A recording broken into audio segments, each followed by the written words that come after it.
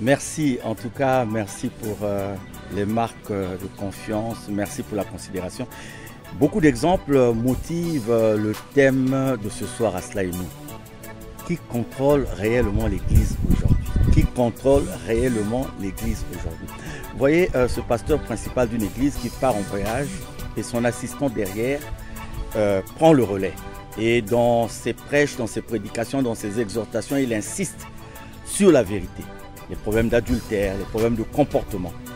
Et il y a une adhésion massive des fidèles qui trouvent là un message de vérité qu'ils cherchaient depuis longtemps, qu'ils recherchaient, qu'ils voulaient entendre, écouter de leurs propres oreilles pour la motivation, pour la foi. Et quand le pasteur principal revient, c'est une équipe, un petit collectif qui se rend vers le pasteur pour dire, écoute, si on continue avec ce genre d'exhortation, nous on quitte l'église.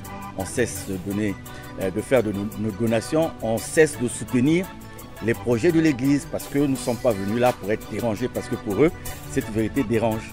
Et voilà que le pasteur principal est obligé de se séparer de son assistant. Alors, vous allez voir qu'il y a eu ce chef de famille qui a été surpris en flagrant délit d'inceste. Mais c'est un grand donateur dans une église et en plus, il jouit d'un rang social dans la société, d'un rang social très considérable. Et au niveau de l'église, la première mesure à faire, c'était vraiment de prendre tout ce qui est exigé contre ce fidèle. Mais voilà, comme c'est le principal donateur de l'église, eh bien, l'église va avoir un peu cette hésitation et l'église ne voudra jamais aller vers la condamnation de ce grand donateur parce que si on le frustre, eh bien, c'est l'église qui se trouverait quelque part un peu défavorisée.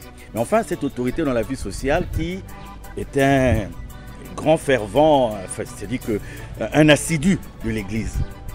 Et il va peser de son poids sur le pasteur de l'église pour qu'une bénédiction nuptiale ne se fasse pas, simplement parce que la sœur qui est concernée par la bénédiction nuptiale était une de ses maîtresses.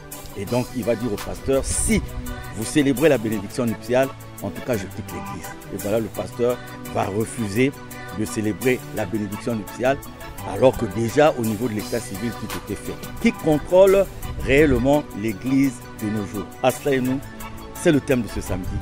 À samedi 20h avec Pétoni Bibungu, la chaîne au cœur de Diaspora Ziana TV, RTL.